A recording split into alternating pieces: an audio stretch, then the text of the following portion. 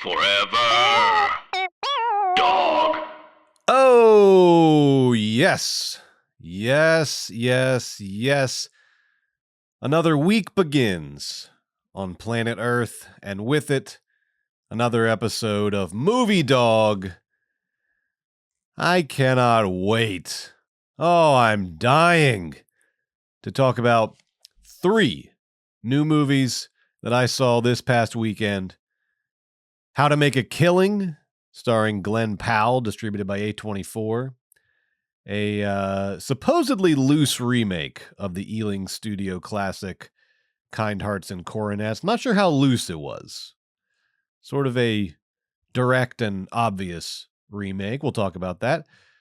Also, Crime 101, starring Chris Hemsworth, Mark Ruffalo, Barry Keoghan, Halle Berry, others. And then, last but not least, Nirvana, the band, the show, the movie, from Canadian comedy duo Matt Johnson and Jay McCarroll. Can't wait to talk about those 3 movies. I also might find a way to loop in Goat, a really fun animated movie about basketball playing animals that I saw with my son earlier today. I sound like I'm 100 years old. There's a clever, little brightly illustrated film out there about a veritable Noah's Ark of various beasts of the field and the sea playing, get this, basketball. I've heard of Bill Lambier, but Bill Lambert? Whimsy at its finest is Goat. I did have a lot of fun at Goat. And more importantly, my kid had a lot of fun at Goat. I realized when we were watching the movie that I don't think he'd ever seen like a sports movie before. And so the rhythms of it, he was just like, what am I feeling? He was just like rooting. He was like rooting for a sports movie comes from within. You can't really teach that. It just happens naturally. And when that Goat hit that big shot in the big game, oh my God. You should have seen my son dancing in the aisles. He was pulling out every move he knew about. Points, fist pumps, spin moves, dancing around in a circle. We were in an empty aisle. It was not a very well-attended screening of Goat.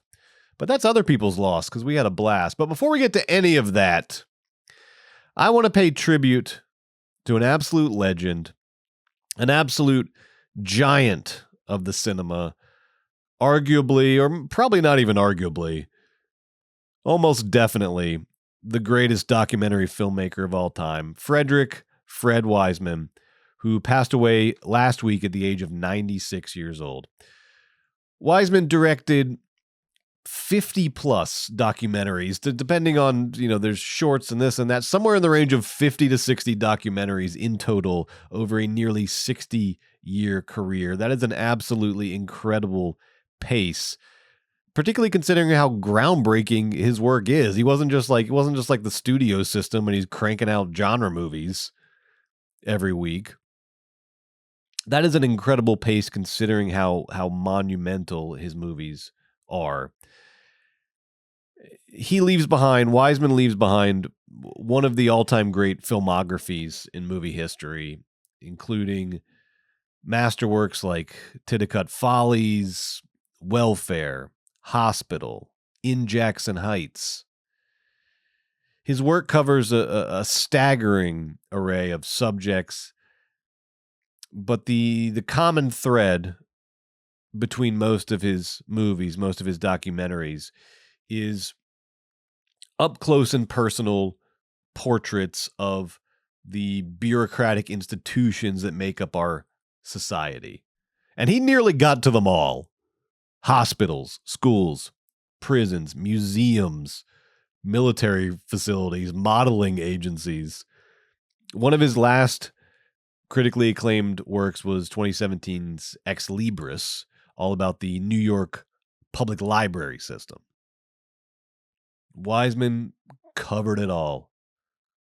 Every part of our society, top to bottom. But where he really etched his name into cinema history is in his technique, his style. Wiseman practiced a style that's often called direct cinema, in which the subject is presented as directly as possible, as the name suggests. There's no narration in his documentaries, no talking heads, no excessive editorializing, or even contextualizing. Wiseman typically just shows you what is, shows you reality. And at the same time, there are compelling debates among lovers of his movies and critics of his movies about the extent to which Wiseman's editing of footage, his selection of footage, constitutes editorializing. It certainly constitutes a narrative, a point of view. And this is something that Wiseman himself freely admits, because it's impossible to not present a point of view when you turn on a camera, because you have to point it in a specific direction. And then later on, you have to choose how much of the footage to include, how to cut the footage together with other footage, how to edit the thing. All of that constitutes a point of view, a narrative. But compared to conventional documentaries with academic talking heads and narration and text on screen and all of that, Wiseman's work is remarkably unadorned. It's stunningly direct. Stunningly direct in a way that often is unnerving, because you've never really seen anything like it before. Because we're used to our documentaries being a little more packaged, a little more trope laden. But again, Wiseman itself, it's interesting when you listen back to his interviews. Wiseman himself openly acknowledged the difficulties and the paradoxes inherent in what we call cinema verite, the cinema of the real. My definition of cinema verite is that it's a pompous French term that has no meaning. Pompous and pretentious French term that has no meaning. And my interest is more in, obviously reflecting the kind of things that I do, which is to, in part, try to organize some of the dramatic aspects of ordinary experience in everyday life. But there's no kind of conscious manipulation of the reality that you enter into. Of course there's conscious manipulation. Everything about a movie is manipulation. How can you say that? I mean, you're putting me on. That was a clip from a 1999 Canadian documentary called Cinema Verite. And yeah, Wiseman's being a little salty. He's being a little prickly. But he's bringing up a very interesting point, which is that he is acutely aware of cinema's capacity to manipulate. Not because he himself exploits that capacity, but because he's got as close as anyone has ever gotten to eliminating that capacity. And so he knows that there is always an element of manipulation to cinema, but at the same time, it's never been less present than it is in Wiseman's work. Wiseman's documentaries get you about as close as you can get to the thing itself in a movie. And there are other interviews where he'll go back over his earlier work and lament times where, in his opinion, he put his thumb on the scale a little bit too much. A little flourish here, a cross cut or a montage or a match cut or something. Moments that for any other director would just be part and parcel of their craft, but to him felt false because there was too much of him in it, not enough of the thing itself, the real. And of course, editing is manipulation in the most literal sense. You're manipulating the footage. But Wiseman edited his films to reveal truth, not to conceal it. And it was his perfectionist commitment to that purpose that kept his films so masterful, and so incisive for nearly 60 years. I went back last week and rewatched his first documentary, 1967's Titicut Follies. An up-close document, like all his documentaries, an up-close document, in this case, of the patient inmates at the Bridgewater State Hospital for the Criminally Insane in Massachusetts.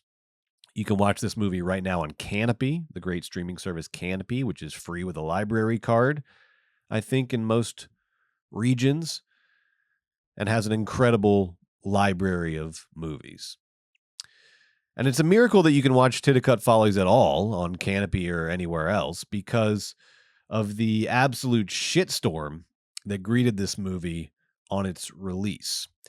Shortly before it was premiered at the 1967 New York Film Festival, the state government of Massachusetts, where the Bridgewater State Hospital is located, the state government of Massachusetts tried to procure an injunction banning the release of this movie. They wanted to ban this movie from ever being seen. And their claim was that the movie violated the privacy and dignity of the patient inmates at Bridgewater.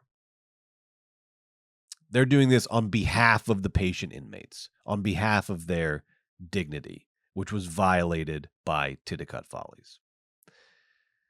And while it is true that what we see of the treatment of the patient inmates in this movie is not dignified in any sense, they are often naked in the movie because they're always undergoing some sort of callous inspection by the guard, some sort of strip search, this or that. They're force-fed.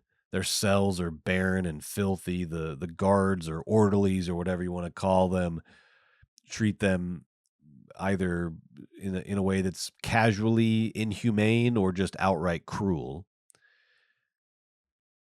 And so while it's true that what we see in the movie doesn't have much dignity to it, it's not the movie's fault. It's not the movie's fault. And Wiseman quickly countered this injunction by proving that he had received permission from everyone portrayed in the movie, either directly or from the hospital superintendent who was their legal guardian and was able to give such approval. Massachusetts then countered with a technicality that permission, in this case, could not take the place of release forms, of legal release forms. Wiseman was also accused of breaking an oral contract with the state government, which was supposed to give them some sort of editorial control over the final product.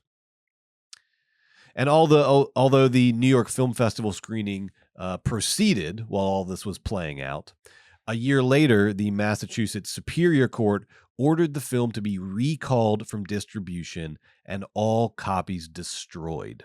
They wanted to wipe this movie from existence so that no one could ever see it.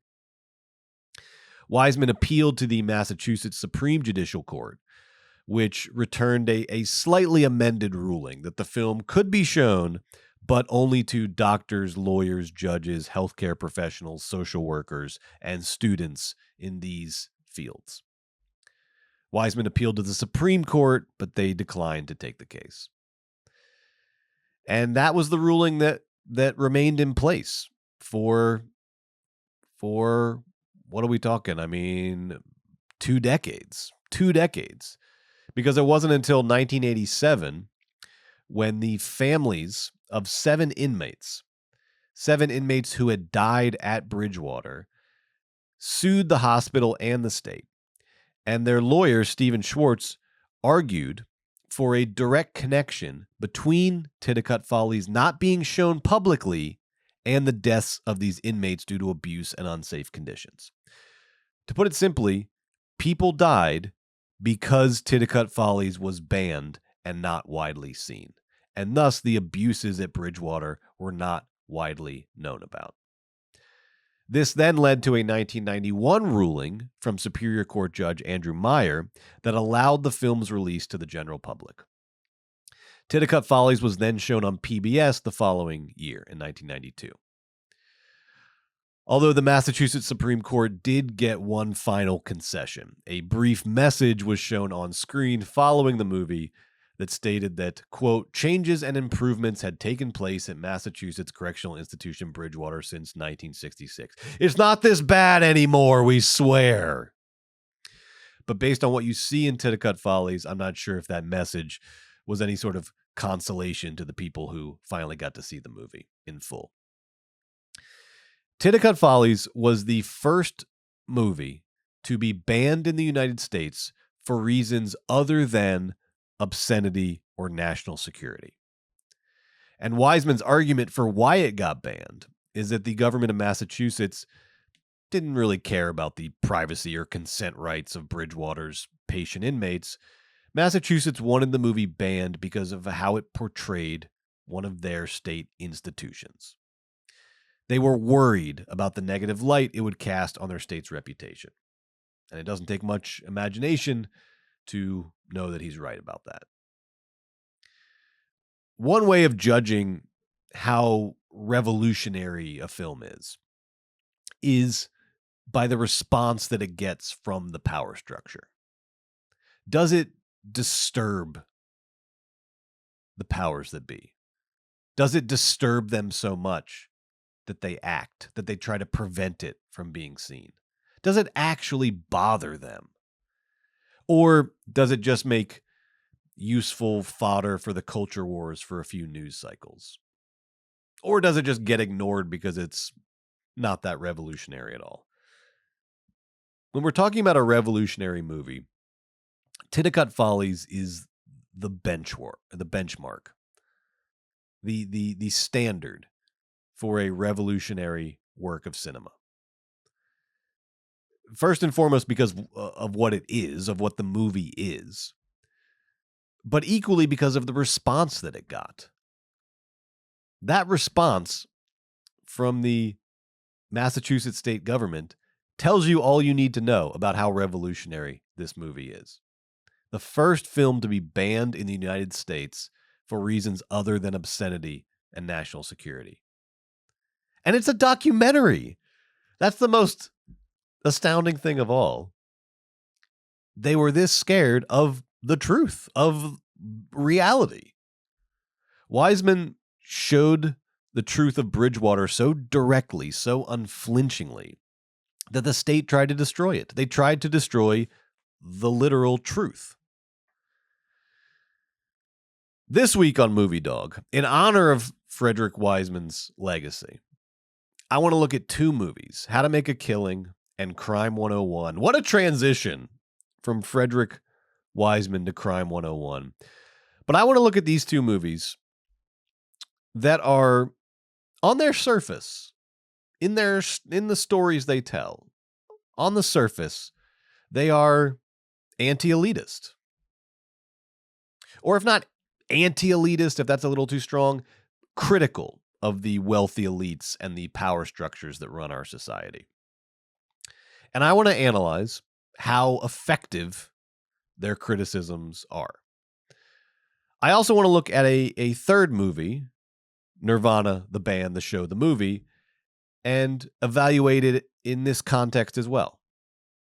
Because it was certainly the funniest movie I saw last week, but was it also the most revolutionary? All of that and more after the theme song. The backbone of this country is the independent film critic. The power of movies must be protected. The best thing about movies is the feeling they give. It's a feeling I want to feel every day. Movie Dawg! Movie Dawg! Movie Dawg! Movie Dawg!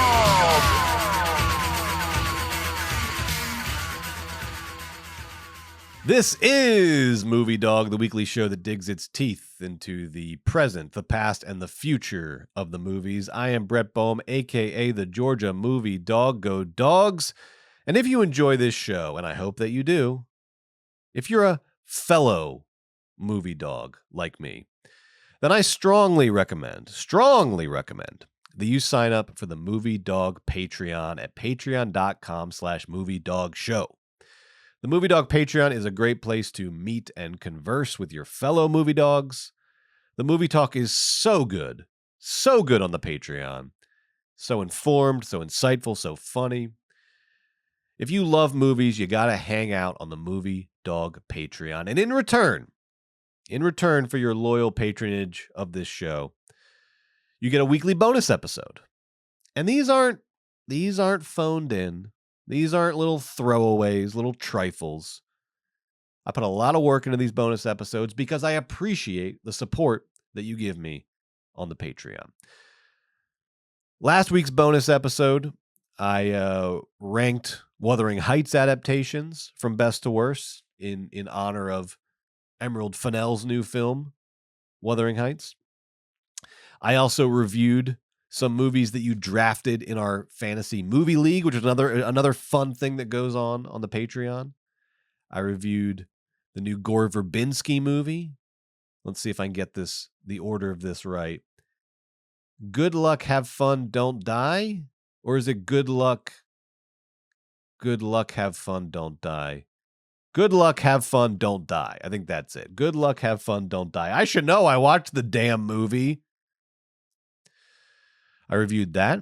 I also reviewed Epic, Elvis Presley in Concert, the new sort of concert film / biopic from Baz Luhrmann, a compliment to his more proper biopic starring Austin Butler that he came out with a couple years ago. But this one is Elvis himself, baby, in all his glory. Spoiler, I loved it. I freaking loved it. But I didn't love it as much as my favorite movie I've seen this year, The President's Cake, a movie about Iraq in the early 90s, in the wake of Iraq's invasion of Kuwait. The country is in economic turmoil due to sanctions. The Americans have started bombing. The country is in complete financial, social turmoil. There's not enough food. There's not enough resources. There's not enough money. And yet, in the midst of all of this, Saddam Hussein insisted that the entire country celebrate his birthday at their own expense. And so this young girl from a sort of remote village is chosen at random by her teacher to bake the cake for her school's celebration of Saddam's birthday. The problem is she does not have the ingredients for a cake, nor does she have the money to afford them. And they have 24 hours to figure this out. So her and her grandmother get as many of their possessions as they can that might have some value, travel to the nearest town, city, and go on this unbelievable, tumultuous, haunting, tragic, also at times funny journey to barter and do whatever they need to do to get the ingredients for Saddam's fucking birthday cake. This movie is unbelievable. Best movie I've seen so far this year. I can't believe more people aren't talking about it. But that's why I'm talking about it, because I want you to see it too, because I think you're really going to like it. The President's Cake. Check it out. I talked more about it on this week's bonus episode. And then on last week's bonus episode. On this week's bonus episode, oh, how have I not mentioned this already? Y'all have been waiting for it. Y'all have been asking for it. And it might probably will happen this week on the Patreon. It's the return of the one, the only, the Philly movie freak. Oh, my co-host, my partner in crime, the Philly movie freak, is back on the Patreon this week because we are getting very close to the Oscars, which means the freak and I are going to choose our own best ofs, our own favorites from 2025. Starting with supporting actor, supporting actress. That's what we're doing this week, me and the freak, and it's only on the Patreon. Then we'll do best actor, best actress, we'll do best director, we'll do best picture leading up to the Oscars. So if you want to find out what the freak and I loved the most from 2025, you got to check out the Patreon, baby. And once again, that address is patreon.com/moviedogshow. Sign up for a 7-day free trial. You don't have to pay right away. You can check it out before you commit. You can also just sign up for free, and you'll get alerts when stuff goes up on there, and you can participate in polls and things like that. At the very least, sign up for free at patreon.com/moviedogshow. All right, let's talk about How to Make a Killing and Crime 101 in honor of Frederick fucking Wiseman, baby. It'll all make sense. How to Make a Killing was written and directed by John Patton Ford, who previously made Emily the Criminal in 2022. It is, at least this is what it says in the description, loosely based on Kind Hearts and Coronets. I don't know how loose it is, but I guess that's the official description. A loose adaptation of the classic 1949 British comedy from Ealing Studios, Kind Hearts and Coronets, about a man whose mother was exiled from her aristocratic family because of a forbidden romance. And so he takes his revenge on this family by killing everyone above him on his family tree, all of whom are played by Alec Guinness, thereby not only avenging his mother, but also claiming the family's vast fortune for himself when he's the only one left standing to inherit it. How to Make a Killing has the exact same plot. This is an adaptation of Kind Hearts and Coronets. I don't know where the loose comes from. And that's fine. What a great idea. What a great idea. I guess the only difference is it's in the tri-state area instead of England. And it stars Glenn Powell alongside Margaret Qualley, Jessica Henwick, Bill Camp, Zach Woods, Topher Grace, and Ed frickin' Harris. It was distributed by A24, baby. Crime 101, the other movie we're talking about right now, was written and directed by Bart Layton and based on the 2020 novella Crime 101 by Don Winslow.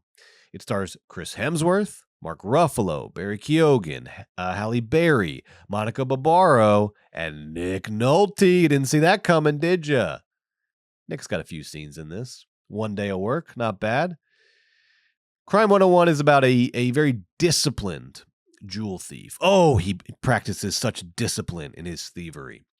Played by Chris Hemsworth, who has pulled off several efficient robberies up and down Highway 101 in Southern California without ever physically hurting anyone.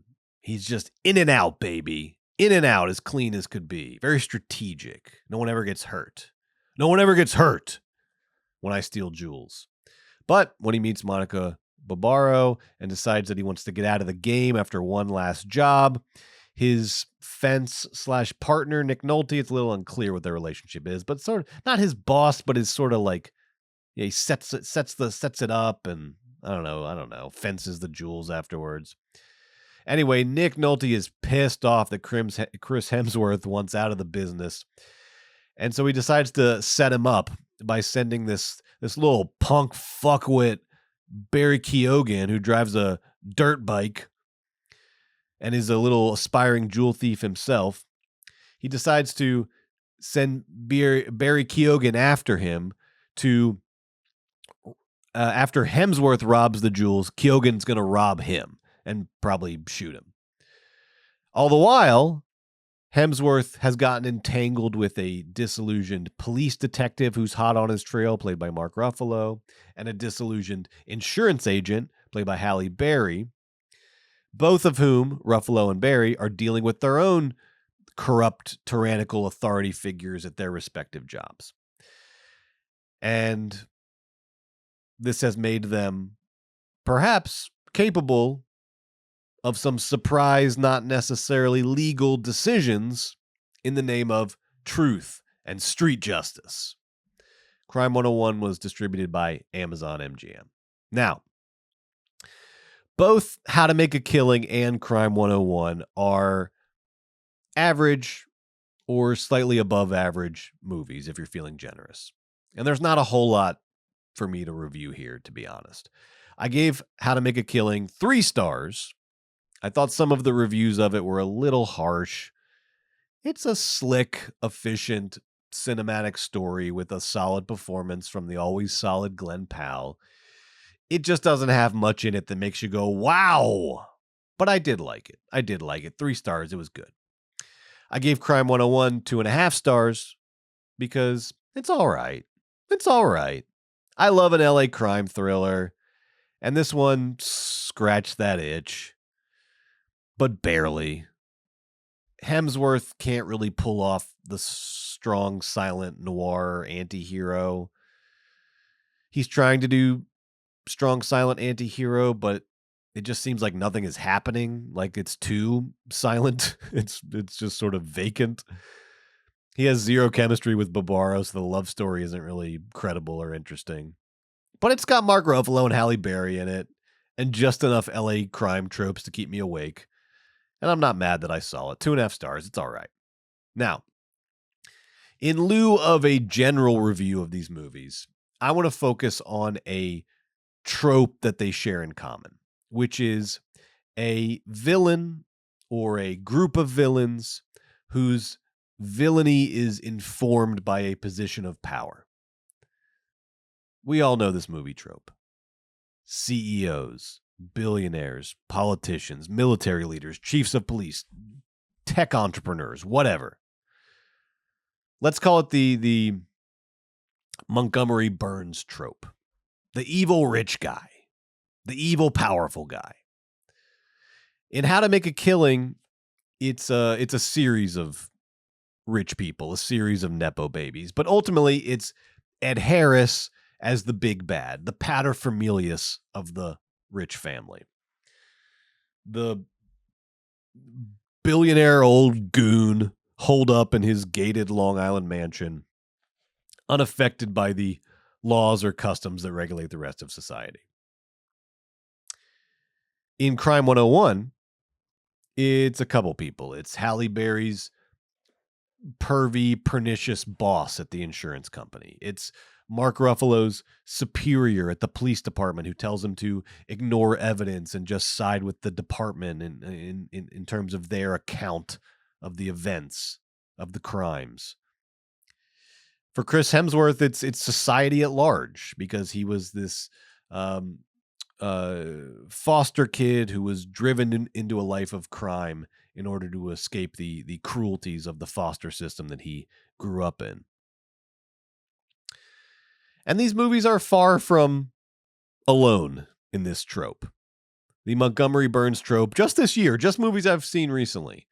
This Montgomery Burns trope also shows up in GOAT. There it is. I got GOAT in the conversation. In GOAT, the villain is the wealthy owner of the basketball team. In Send Help, Sam Raimi's Send Help, the villain is, I mean, depending on how you read the movie, but I think the villain is pretty clearly the snide Nepo baby boss that makes Rachel McAdams' life miserable. In Shelter, the new Jason Statham movie, it is corrupt high-level government officials. There it is. Good Luck, Have Fun, Don't Die. Is that what I said? I think that's what I said. Good Luck, Have Fun, Don't Die. It's AI, Silicon Valley, tech, big tech. Literally, I went back and looked. Literally half of the new movies that I've seen this year. And I've already seen 18 new movies this year, in case you thought I wasn't serious about this.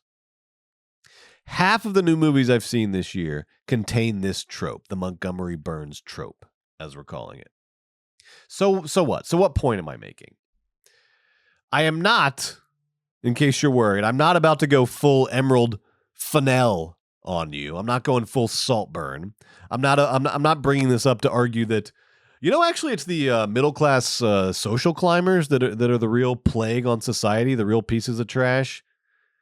The aristocracy is actually mostly just lovable eccentrics. That's not the point that I'm building to here. The reason I bring up this trope is because after watching How to Make a Killing and Crime 101 back to back, which I did at the AMC 18 at the Americana Outdoor Mall in Glendale, one of Rick Caruso's fantasy lands, If your fantasy is an Apple store next to a cheesecake factory, next to a parking structure that looks like a steampunk Eiffel Tower. After I left the theater at the Americana, I was walking past that very cheesecake factory, past that very Apple store. And with these movies still rattling around in my brain, I started wondering to myself, how is this all still standing? How haven't we torn this all down yet and put Rick Caruso's head on a spike and guillotined the elites in the burning carcass of a Brandy Melville? Considering the fact that all of us, red state, blue state, whatever, all of us spend our lives watching movie after movie, TV show after TV show, that tell us in no uncertain terms that the villains of our world are the elites, the powerful, the CEOs, the politicians, the military-industrial complex. These are the most common, the most recognizable villains of our popular fictions, of our stories. And aren't stories supposed to mean something? Aren't they supposed to reveal to us the truth of our world? So why hasn't the revolution happened yet? Why hasn't the revolution happened when so much of our media diet tells us that our power structures are run by literal villains? Because even now, even at a point in history, when it seems like distrust of elites is at an all-time high across the political spectrum, even at a point in history when a literal pedophile ring run by the powerful has been laid so bare that you can read about its innermost workings on your phone. Even now, are we actually on the verge of change? Is anything gonna change? Will anything happen to the powerful? And even if it does, even if and I can't believe I'm saying even. Even if the revelation of this massive pedophile sex trafficking ring results in one or two people going down for it, will they be replaced by something different, or will they just be replaced by more of the same?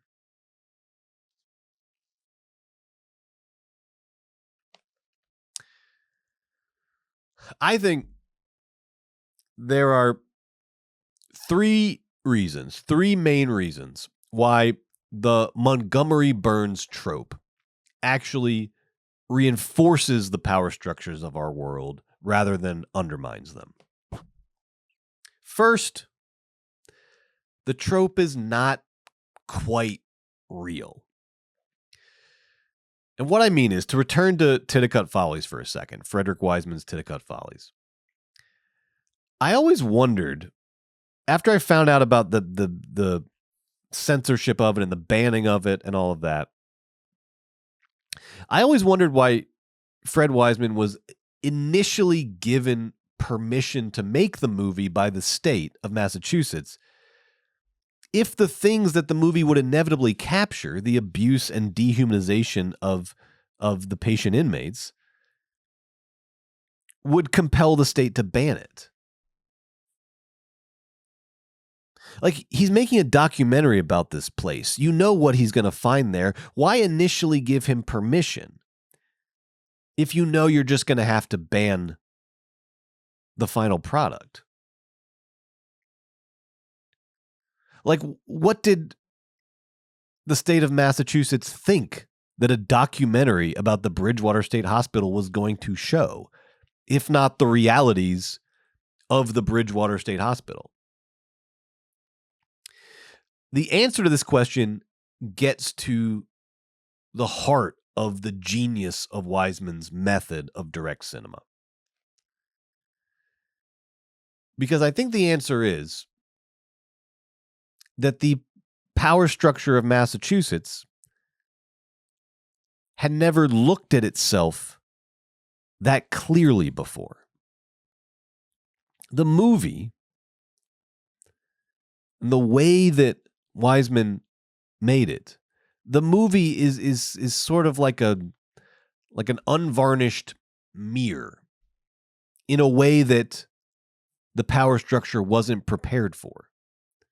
Having spent their careers protected by the various levels of a bureaucracy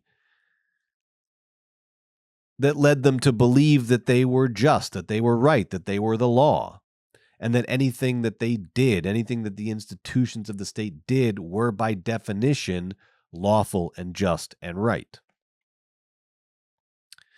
Because when you watch the movie, the prison guards in the movie, the orderlies, whatever, they go about their jobs with zero sense that they're doing anything wrong. It doesn't even enter their minds.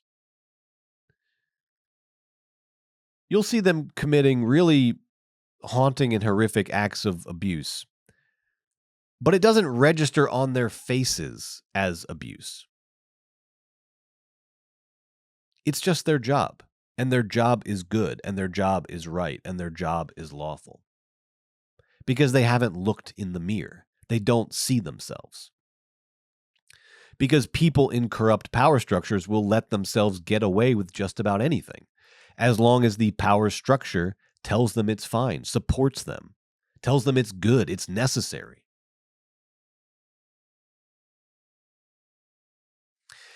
And that, again, is the genius of Wiseman's restraint, the genius of his method of direct cinema. Because if there was even the slightest narration from Wiseman or whoever, the slightest narration in Titicut Follies that suggested that what you were seeing or told you that what you were seeing was bad or abusive, it would have undermined the entire project because it would have become opinion, and opinions can be discounted. Opinions enter the discourse and get tossed and turned with other opinions. And then there's enough words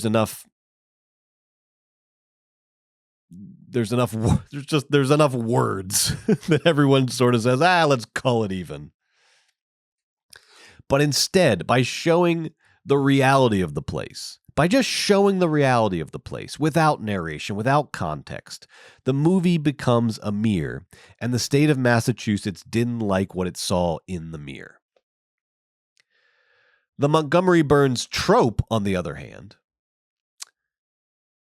is often, almost always, slightly cartoonish, slightly exaggerated. A slightly exaggerated version of reality, or a majorly cartoonish, majorly exaggerated version of reality.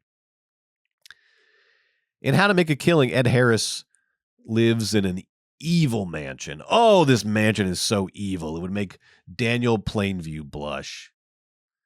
And he likes to play the most dangerous game with his grandson. This is ultimately cartoonish. It's a portrayal that would make Jamie Dimon or Larry Summers laugh. It wouldn't make them fearful or self-aware. It's almost a gag. And even when it's closer to reality, the sexist boss in Crime 101, even when it's closer to reality, there's always just enough cinema in the trope to prevent it from being a mirror. And if it's not a mirror, no one's going to see themselves in it. And thus, it's the type of social critique that floats, but it never lands. It's there. You feel it. Yeah, those guys are bad. But it never lands. It never finds its target. It never really matters. Second, the second reason why the Montgomery Burns trope reinforces the power structures of our world. Its ubiquity is its weakness. The fact that it is so common, so well known, is its weakness. Because the Montgomery Burns trope has become so ready-made in our fictions, in our movies, in our TV shows, that we've become used to it. We've accepted it. And nothing dampens the revolutionary fire like becoming used to the world, accepting something. Almost accepting it as natural. Because by becoming used to it, we accept it as part of the apparatus of society. It's not the enemy of society, it's part of society. Maybe not our favorite part. Oh, those damn billionaires. But a part nonetheless, a piece of the whole. Rather than what it is, the enemy of the whole. And finally, the third reason why the Montgomery Burns trope reinforces power structures is because it's an individual being depicted, not an institution. It's very rare in a movie, and I'm mostly talking about mainstream movies here, mainstream-ish movies. It's very rare that the Montgomery Burns villain is confronted or defeated by a hero that wants to fundamentally undermine the power systems that created Montgomery Burns villains in the first place. More often than not, the hero is seeking some degree of power or wealth for themselves in the belief that they will be different. They will wield it differently, use that privilege differently. They won't turn into the Montgomery Burns villain because they are pure of heart or whatever. And in turn, the hero passes this desire on to the audience.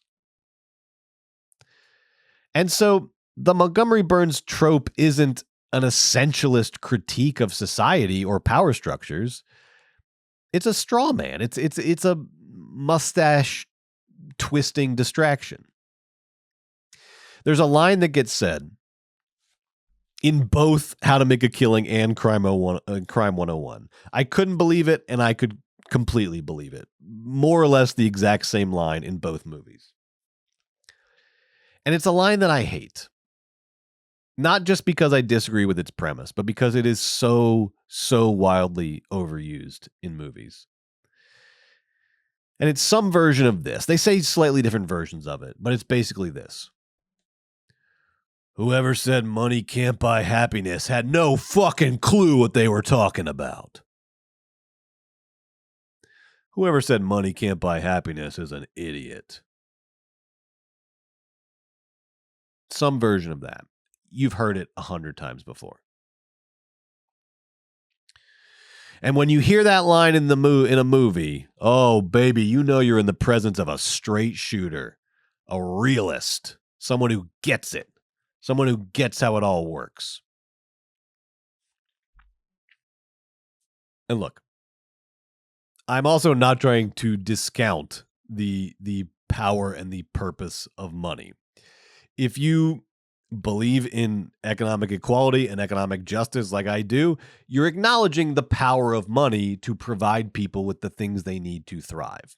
That's not why I hate this line. I understand the purpose and the power of money.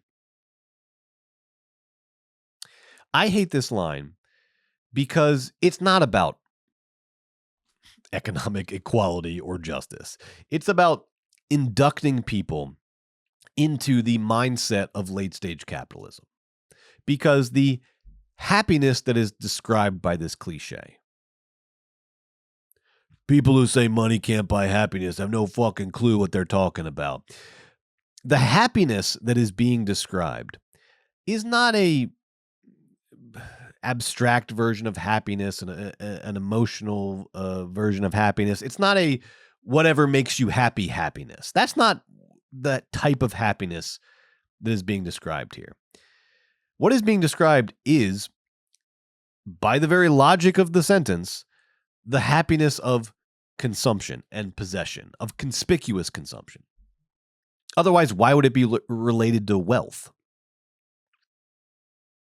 Then the problem is the way that, let's just say American society, the way that American society is set up these days is according to a vicious cycle of higher costs over stagnant wages, requiring more and more debt to keep up with those costs, unless you're one of the ones who figures out how to cheat the system, which is the only way to really break the cycle in any meaningful way.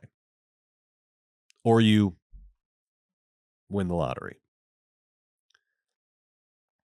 But really, the only way to make the kind of money that would buy the kind of happiness alluded to in this cliche is to become one of the vultures of late-stage capitalism, not one of the carcasses. And who would possibly want to promote this worldview? The mega vultures who feed off the minor vultures. Whoever said money can't buy happiness had no fucking clue what they were talking about. This isn't realism. This is power structure propaganda. The Montgomery Burns trope doesn't incite revolution. It doesn't incite people to overthrow the Montgomery Burnses of the world because ultimately it's too often portrayed as a desirable position occupied by an undesirable person. It's not a systemic critique. It's not a critique of a system. It's a straw man. A straw man that is just easily enjoyed and easily forgotten. But this also depends on the type of movies that we're talking about. Because cinema, obviously, is not only capable of revolution, it is, I think, the artistic medium that is most conducive to revolution because of its accessibility. But revolutionary cinema isn't about tropes. Revolutionary cinema requires structural innovation. The medium has to be tested. The medium has to be transformed. The medium is the message. And the reason why Fred Wiseman's documentaries are so revolutionary is because of their techniques, the techniques of direct cinema. Which brings us to, wouldn't you know it, Nirvana, the band, the show, the movie. Nirvana, the band, the show, the movie stars Canadian comedy duo Matt Johnson and Jay McCarroll. It was written by Johnson and McCarroll and directed by Johnson. It's based on their 2007 to 2009 web series, Nirvana, the band, the show, as well as its 2017 to 2018 sequel television series, Nirvana, the band, the show. So what is this thing about? What's the big deal? Why do people keep talking about this thing? For those of you who haven't seen it yet, I will do my best to describe it. And I also want to say, first of all, I am not an expert on Matt Johnson's career. This is not someone that I've been tracking from the beginning. And I know I've been DMing with people about this movie. There's a lot of chatter about it. I know there are a lot of you out there who have been on the Matt Johnson train for a while now. And I want to say that is cool as hell, and I respect the hell out of you. And I have really enjoyed hearing from you about his earlier work. I can't wait to do a deep dive. I didn't know who Matt Johnson was until I saw Blackberry in 2023, the movie he directed and acted in about the making of the Blackberry, one of my favorite movies of 2023, in large part because of how it undermines a lot of the tropes of the tech startup movie that we had seen 100 times at that point, in a way that does not fetishize the very corporate culture it is pretending to critique. It feels like an actual critique of that culture in a really, really funny way, with some excellent performances by Glenn Howerton and Jay Baruchel and Matt Johnson. So I'm new to Matt Johnson. I'll do my best here, and I encourage everyone, including myself, who enjoyed Nirvana, the band, the show, the movie, to do a big old Matt Johnson deep dive, because I've been told on good authority there's a lot more where this came from. But what is Nirvana, the band, the show, the movie? It is about two buddies in Toronto who have a band called Nirvana, the band, spelled slightly differently from the other Nirvana band. And they are so desperate to play the Rivoli, this club in Toronto, which in their minds will set them on this path to musical stardom. They're so desperate to play the Rivoli that they come up with a variety of schemes to help them realize this ambition. And eventually the schemes go so far and get so absurd that they create an actual time machine that takes them back in time to 2008 to fix some of their mistakes. But they end up creating multiple timelines and changing history in unpredictable ways. And so in order to fix the mess they've made, they ultimately have to decide what they really value in life and what's worth saving. This movie, Nirvana the band, the show, the movie, is a miracle of low-budget filmmaking. They shot for over 200 days, tons of footage. And in total, this movie only ended up costing about $2 million. And according to Matt Johnson, almost all of that was just to pay the crew, the small crew that they had for this movie. But despite that, 200 days and only $2 million, despite that, what you see on screen is some of the most miraculous and mind-altering stunt filmmaking you'll ever see in a movie. I don't want to give... I don't even know if I could give stuff away if I tried, but I don't want to give away too much. I do want to describe something about this movie, so I'm going to describe the first big sequence in the movie because I haven't stopped thinking about it since I saw it. One of Matt Johnson's first big ideas in the movie, and he's always coming up with schemes and writing them out on whiteboards and trying to get Jay to go along with them, and often Jay does go along with them. One of his first big ideas is that, all right, we want to get a gig at the Rivoli, so we need to do something. We need to make a splash. We need to get our name out there. How are we going to do this? And his idea is that he and Jay are going to go up to the top of the CN Tower, that massive, almost 2,000-foot landmark that defines the Toronto skyline. You know what I'm talking about. It's the one that Drake is sitting on the edge of on that album cover, Views. So they're going to go to the top of the CN Tower, and they are going to skydive off of the CN Tower and parachute down into the Rogers Center, formerly known as the Sky Dome, where the Toronto Blue Jays play. They're going to parachute down during a game. They're going to parachute down onto the field. And then when they land on the field, the game is going to magically stop, and they're going to announce to everyone that they are Nirvana the band and they're playing the Rivoli that night. That's the idea to get them a gig at the Rivoli. The idea is if they do this and just state that they're playing the Rivoli that night, it's a if you build it, he will come scenario. It will just happen. They'll just summon it into reality in the grandest and most absurd way possible. Now, this is a funny bit, a funny premise. It's a scene we've seen before. It's dudes hanging out in an apartment, shooting the shit, coming up with crazy ideas. But what I've never seen before in a movie is what happens next.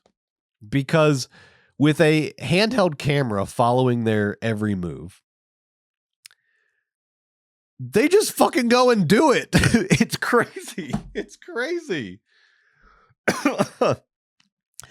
They strap on parachutes under their clothes. It's really funny looking. It's very bulky.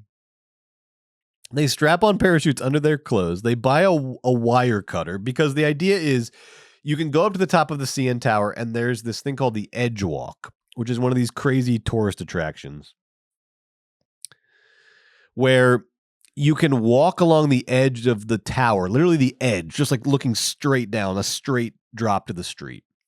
And you're strapped into these harnesses and ropes so there's no danger of you falling off and dying.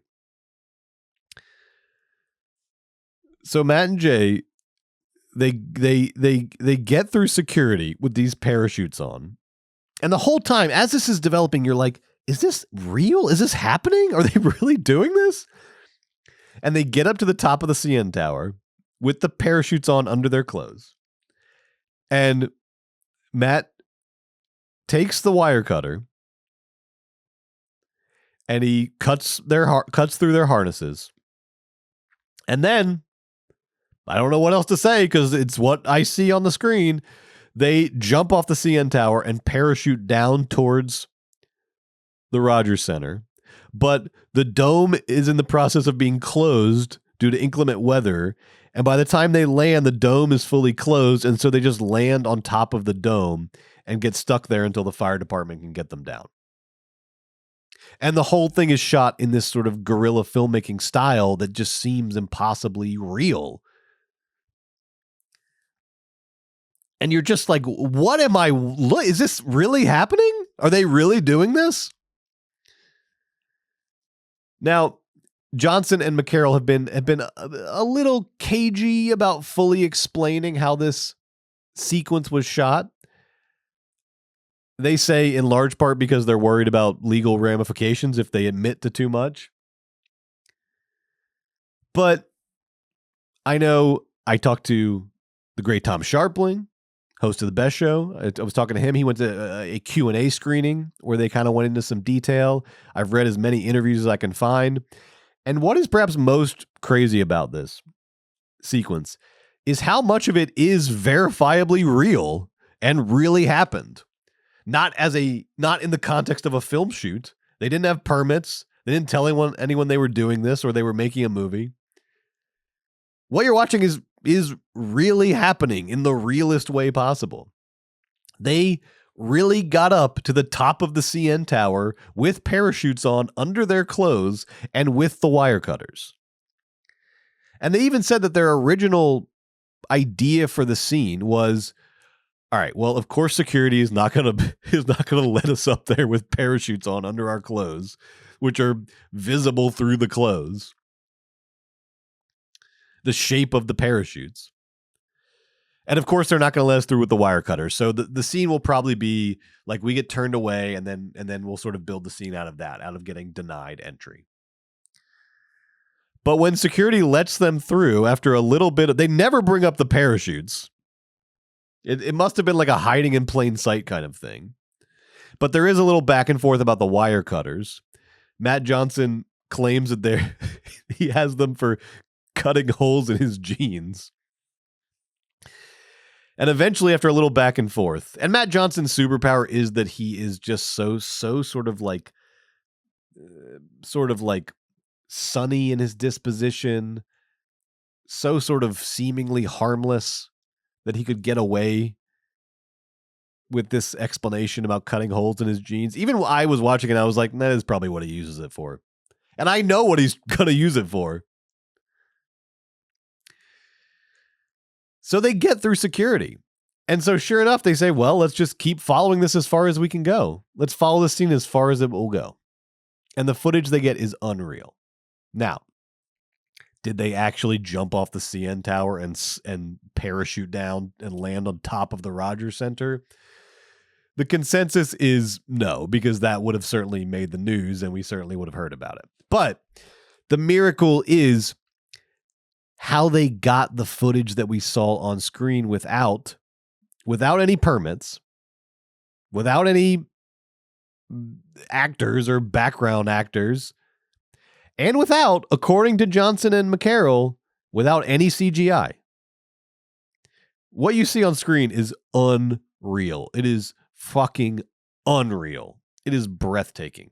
Breathtaking. How crazy it is.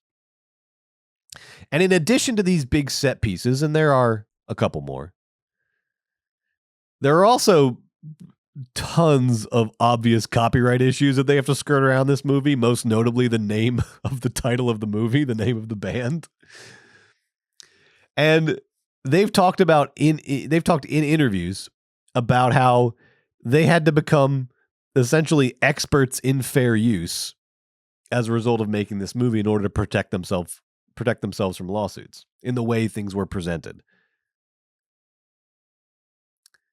And they actually created a guide, Johnson and McCarroll, they created a guide for aspiring filmmakers called How Not to Get Sued that they distributed at TIFF, the Toronto International Film Festival, in 2018. I love these guys. This movie is a stunning event in the history of low-budget guerrilla filmmaking. It's also a great buddy story, a great time travel movie. They really have fun playing with the logistics of time travel, the tropes of a time travel movie. I really love this movie. I really enjoyed it. I'm giving it 4 stars. I thought it was great. Great. See it if you haven't seen it already. And to circle back to the topic of this episode, Nirvana, the band, the show, the movie, was not just a great movie. It was also a revolutionary movie in a way that I think Fred Wiseman would appreciate. Because even though it doesn't feature a Montgomery Burns-esque villain, and even though it doesn't include much in the way of overt critiques of societal power structures, it is revolutionary in the conditions of its creation. And that, in my opinion, is one of the most powerful ways that a movie can be revolutionary. A movie is revolutionary if it makes you say, oh, I can just pick up a camera and do that. That is a revolutionary act. Because the amazing thing that Johnson and McCarroll do in this movie is they decentralize the filmmaking process. This movie didn't have to run through the movie industry power structure in order to get made. They just picked up some cameras, paid a small crew for a year, and made a movie out of their lives, out of their city. It's the conditions under which the movie was made that make it revolutionary. And sure, not everyone has $2 million to pay a crew for 200 days of shooting. But they didn't start here. They started smaller. A movie doesn't have to be on this scale to be revolutionary. It's the spirit of this thing that they made that is revolutionary. And in this case, the mirror that the movie holds up is not a reflection of society's ugliness, as in Titicut Follies. And certainly that is in itself a very powerful form of revolutionary cinema. But that is not the mirror that Nirvana, the band, the show, the movie holds up. The mirror that this movie holds up is a reflection of people's individual creative potential. Outside of the power structures and institutions and bureaucracies of society. And I think those are the 2 fundamental ways that cinema can be revolutionary. As a critique, an authentic critique of power structures, and as a celebration of individual creative spirit. Whereas on the other hand, the Montgomery Burns trope, and look, it's a fun trope. I'm not trying to be frickin' Debbie Downer over here. It's a fun trope. It makes for fun characters. Ed Harris's character was fun in How to Make a Killing. But it ultimately serves to reinforce the very power structures that it pretends to critique. Thank you. Thank you for joining me for another episode of Movie Dawg. I cannot wait to keep doing this show. I love it so much, and I'm glad you're here with me. I'm glad you support me on the Patreon. Thank you to everyone on the Patreon. And next week, oh boy, do we have a fun one for you. Next week, it's Scream 7 time, baby. Scream has come back for more. Ghostface is back. It's time for Scream 7. So get ready. Get ready for a big old Scream reckoning next week. The franchise that revolutionized and rejuvenated horror in the 90s, then cut to 2025, and they are firing their lead actress for daring to speak the truth about Palestine. How did that happen? What is Scream? What is time? What is change? What is history? That's next week on Movie Dawg. And in the meantime, oh baby, we got a hell of a Patreon bonus episode coming your way this week. It is the return, cross your fingers, for the return of the Philly movie freak as we begin to list out our favorites from last year, the best of 2025, according to the Georgia Movie Dog and the Philly Movie Freak, starting with supporting roles, the very important supporting roles in the movies of 2025. We'll pick our best supporting actors, our best supporting actresses from 2025 in our respective opinions. But that's only on Patreon, and it's only this week. I mean, you can watch it whenever after it comes out, but it's coming out this week. I'll see you there, and I'll see you everywhere. Bye.